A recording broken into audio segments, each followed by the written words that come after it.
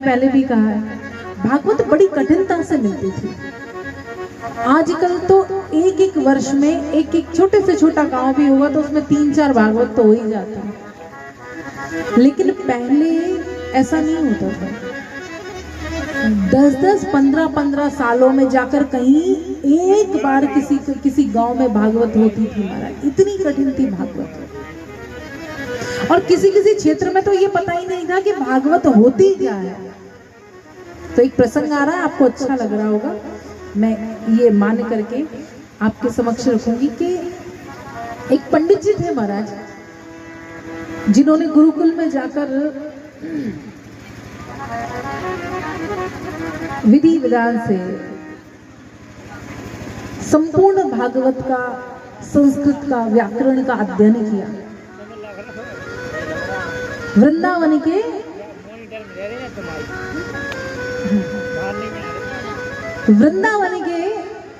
अच्छे गुरुकुल से उन्होंने भागवत का अध्ययन किया महाराज। बड़े संस्कृत में प्रकांड विद्वान, अपनी समस्त शिक्षा को पूर्ण करके उन्होंने विचार किया कि अब हम अपने गांव में जाएं और गांव में जाकर के भागवत करें, तो हमारे जो परिवार जन है, गांव वाले जो है, ग्रामीण जन है, उनका भी उद्धार होगा और हमारे परिवार वालों को हम पर भी मान होगा महाराज। ये विचार करके वो वृंदावन के पंडित जी ट्रेन में बैठे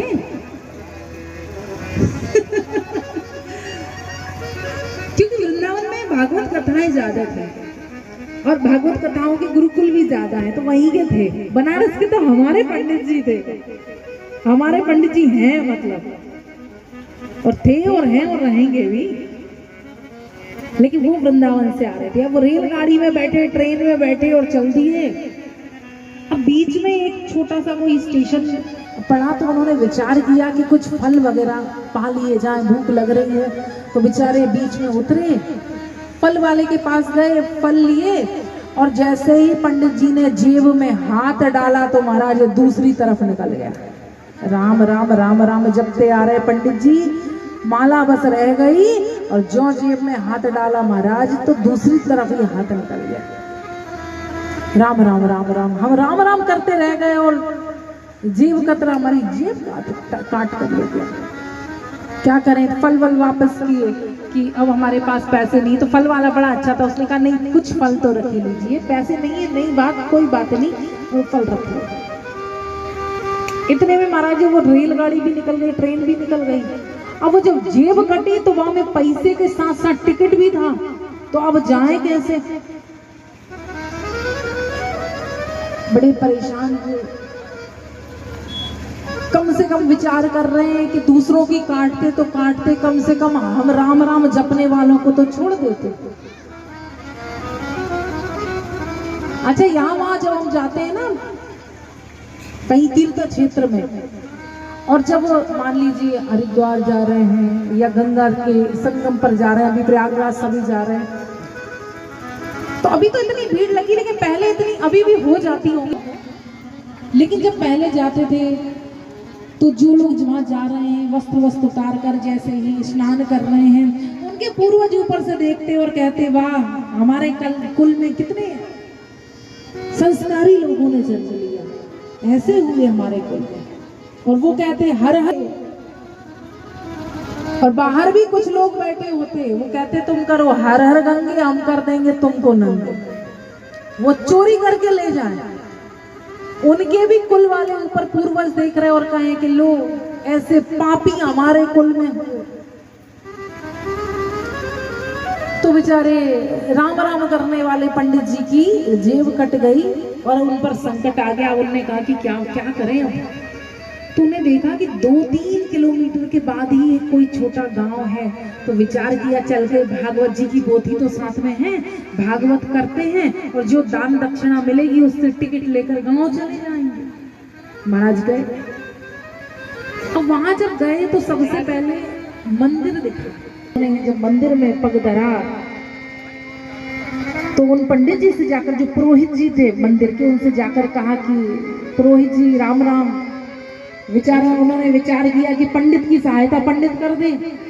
तो पुरोहित जी ने कहा राम राम राम। अपने कामों में व्यस्त, कोई उत्तर ही नहीं दे रहे। तो उन्होंने कहा कि आप बताएं हम कहाँ से आए तो प्रभाव पड़ेगा। तो कहा पंडित जी हम वृंदावन से आए हैं। तो कहा तुम कलकत्ते से ही आए हो तो हमें क्या लेना देना, कहीं से आए? तो कैसे, कैसा पंडित है, कुछ ठीक से बात ही नहीं करता। तो कहा पंडित जी मैं भागवत का बड़ा अच्छा अध्ययन करके आया हूँ। गांव के पटेल से कहो, क्योंकि पहले तो पटेल ही बड़े होते थे, उनके ही पास धनराशि होती थी ज्यादा। तो कहा अपने गांव वालों से कहो, कोई पटेल धनदान हो उनसे कहो कि भागवत करा ले। तो क्या है ये, क्या होती है भागवत? पंडित ही नहीं पता, पंडित को ही नहीं पता कि भागवत क्या है। ये फालतू चीजों के लिए हमें हमारे पास समय नहीं। अरे कैसी बात कर रहे हैं, अरे आप पंडित जी हैं, हम थोड़े संकट में, हमारी सहायता कीजिए, चलिए थोड़ा कुछ कर कीजिए। कहो पटेल से चल के। बोले अरे अब तो पीछे ही पड़ गए। तो गए जाकर पटेल, बोले हमारा पटेल थोड़ा दूसरी तरह का है। और पटेल साहब का वहाँ पंचायत लगी थी महाराज, 10-15 लोग बैठे हुए थे। जाकर जैसे पुरोहित जी पहुंचे, बोले हाँ ये पुरोहित जी। तो पुरोहित जी जाकर बैठे, तो कहा कि पटेल साहब ये कोई वृंदावन से आए हैं पंडित जी, ये कह रहे हैं कि भागवत ऐसा कुछ नाम बता रहे, भागवत करा लो, देख लो, करा लो। तो पटेल साहब ने कहा ये फालतू बातों के लिए हमारे पास समय नहीं है। क्या भागवत, हटे जा वापस। ब्राह्मण ने को पंडित जी को बड़ा बुरा लगा कि भागवत की तो हमारी तो ठीक है, भागवत की ऐसी अवहेलना जानते ही नहीं, साले सब मूर्ख, ससुरे सब मूर्ख। क्या करें, इतनी बात थी कि पटेल साहब के जो बेटे थे, नाती पोते थे 2-4, उनने सुन ली भागवत। अब लगे रोने, हम तो भागवत देखेंगे, हम तो भागवत देखेंगे, भागवत देख। क्योंकि आजकल के लोग सोचते हैं कि भागवत सुनने वाली चीज नहीं, देखने वाली चीज है। सो कहेंगे भागवत देखेंगे, खूब डांट, हर किसी चीज की इज्जत कर, चुप हो जाओ। अब वो तो रोए, बच्चों को, कोई गांव के बच्चे में तो वैसे ही ना माने, मचल गए, हम तो भागवत देखेंगे बाबा, भागवत देखेंगे। भाई गदर कर दी होगी। तो कहा पुरोहित जी से जाओ, वो तुम्हारे कौन पंडित जी थे, दिखा दीजिए बच्चों को भागवत दिखा दे। जाओ बुला रहा उन्हें, दिखा दे भागवत। अब भागवत दिखा दे, कोई उन्हें लगा कि कोई खेल होगा, कोई मुंह से ऐसे गोल गोल अंटे वंटे निकालेंगे, कोई जादू वादू दिखाएंगे, ऐसा कुछ। भागवत देखी जाती कि भागवत तो सुनी जाती, लेकिन सबके सब मूर्ख, उन्हें तो देखने वाली भागवत चाहिए। अब पुरोहित जी गए और उन्होंने कहा कि पंडित जी चलो, वो पटेल साहब बुला रहे हैं, दिखा दो, वो बच्चे रो रहे हैं, उनके भागवत जो भी है आपकी दिखा, चलो। तो पंडित जी ने कहा ठीक है, कुछ तो व्यवस्था कर ही देंगे, कुछ नहीं तो एक कम्बल तो बिछाई देंगे, आसन लगा देंगे, तिलक कर देंगे, कुछ जो दक्षिणा देंगे उससे अपने टिकट की व्यवस्था हो जाएगी। पंडित जी गए, जाकर देखा तो एक शिला पर बैठे थे पटेल साहब, और पटेल साहब की आदत थी कि वही शिला पे सोते थे पटेल। तो वो शिला पर बैठे थे, मतलब एक पत्थर जैसा शिला, चबूतरा समझ लो, वहीं पे बैठते थे, उनकी आदत थी, तो वहीं बैठे हुए थे। बोले आओ पंडित जी, जी बच्चे रो रहे हैं, जल्दी से इन्हें भागवत वागवत जो भी है तुम्हारा ये दिखा दो। पंडित जी भागवत दिखा दो? पंडित जी इनका भाड़ा में जान दो, हमें क्या, हमें तो अपना कर्म करना। तो पटेल साहब उठ के चले गए भोजन करने के लिए। नहाया ना धोया, भोजन करने चले गए। तो पुण्य भी काम है, क्या करना, जल छिड़का, पवित्रीकरण किया और कहा कि जाओ भागवत। अब वो 8-10 जन जो पहले से बैठे थे वो बैठे, उनने सोचा, एक ने कहा चलो चलो चलते हैं, तो कहा नहीं नहीं अपन देखें भागवत कैसी कैसी हिटेगी, जामे से देखें। अब सब देख रहे, और पंडित जी ने मंगलाचरण किया, भागवत आरंभ हुई। महाराज 1 घंटा हुआ सो पटेल आ गया जो भोजन करने गया था। अब उसकी आदत थी तो वही शिला पर आकर वो सोता था रोज, और उस शिला पर बैठे पंडित जी और कथा सुना रहे थे भागवत। सो वो आए और उन्हें आओ देखा ना ताओ देखा, और पंडित जी की गोद में आके सो गए। अब सो गए, पटेल भी तैयार अच्छे खा पी कर, सो भजन अलग लगे। अब पंडित जी सोच रहे चलो सो रहे तो भी ठीक है, लेकिन जहां पंडित जी के श्लोक चले और वहां पटेल साहब की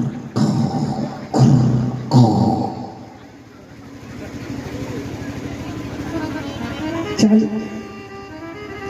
पंडित जी ने, पटेल साहब उठिए, पटेल साहब पटेल साहब भागवत सुनिए, पटेल साहब भागवत सुनिए। भागवत पुण्य कर्मों का फल होती है, भागवत भक्ति ज्ञान वैराग्य त्याग होती है। भागवत सुनिए, पटेल साहब उठिए, पटेल साहब उठिए। उस पटेल को उठाया, उस पटेल की आंखें लाल, और उस पटेल की हालत थी कि उसे नींद में कोई जगा दे तो बिल्कुल शेर जैसा हो जाता था।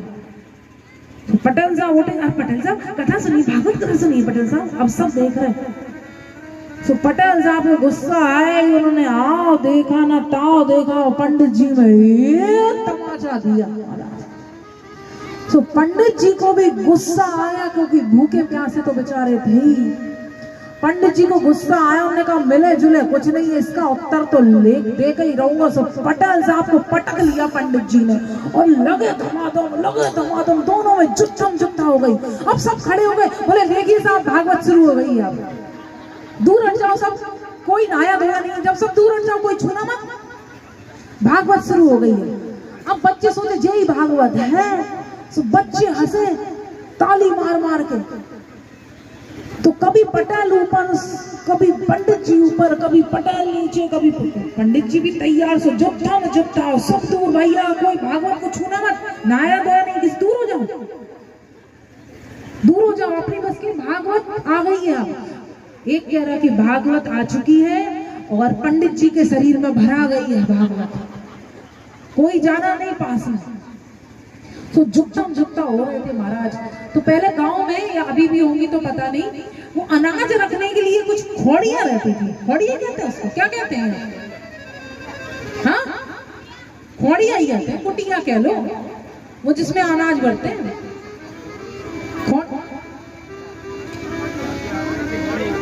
खोड़िया है, खोड़ी, हाँ वही, समझ गए ना। तो पटेल और पंडित जी वो खोड़िया में गिर गए। अब ऊपर से सब देख रहे हैं, राम राम राम राम, ऐसी भागवत होती है, सुनना तो दूर, हमसे तो देखी भी नहीं जा रही। पटेल लहू लोहान, क्योंकि पंडित जी, पटेल आए थे भोजन करके, पंडित जी बेचारे भूखे प्यासे थे और तैयार भी थे हमारे पंडित जी जैसे। तो पटेल नीचे और पंडित जी ऊपर, दे धमाधम दे धमाधम दे धमाधम, सब घबरा गए, सारे परिवार वाले आ गए। अब पत्नी कहे कि भागवत माई मेरे भाग जिन फोड़ो, मुझको चाहे मार दो लेकिन मेरे पति को छोड़ो। कि भागवत महारानी मेरे भागों को मत छोड़ो, आई हो तो मुझे भले मार दो लेकिन मेरे पति को छोड़ो। अब बहन आ गई, बहन कहने लगी कि हे भागवत मैया, बड़ी भैंस दे चाहे तो को गैया, हाथ जोड़े तेरे तू छोड़ दे मेरो भैया।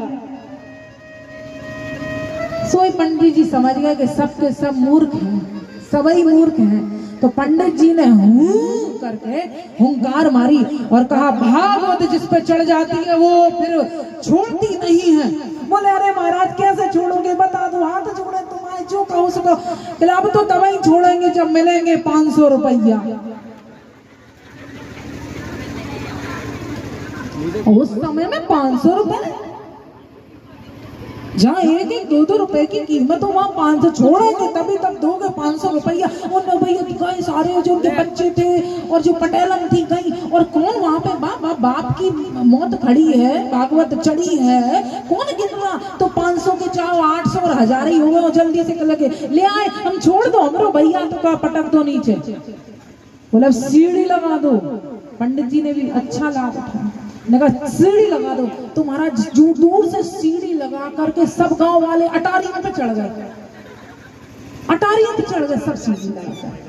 और पंडित जी निकले, और जहां से पंडित जी निकले तो दूर से ही सब राम राम कहे। ऐसी भागवत होती, भागवत ऐसी होती, राम राम राम राम राम। पटेल भी लहू लोहान जैसे तैसे आए। गांव वाले कहने लगे पटेल भले ही खूना खच्चर हो गए लेकिन भागवत तो करा ली। दूसरे कहते भैया पटेल बड़े आदमी थे, सो भागवत समर गई, हम गरीबन पे चढ़ी होती तो हम तो निपट ही जाते महाराज। तो ऐसी बात है, लेकिन अपने गांव में तो सब जानते हैं क्योंकि खूब सारी भागवत हो चुकी है। देखो राकेश भैया भी मुस्कुरा रहे हैं पीछे, ये तो पटेल है, सो निपट रहे होते तो चले ही जाते।